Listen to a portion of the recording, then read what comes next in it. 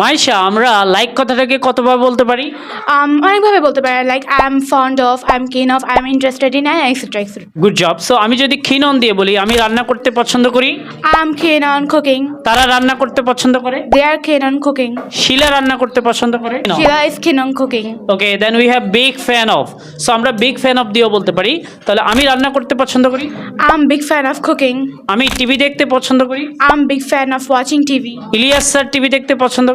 Ilyas sir is big fan of watching TV. Then we have interested in. So interested in মানেও পছন্দ করা।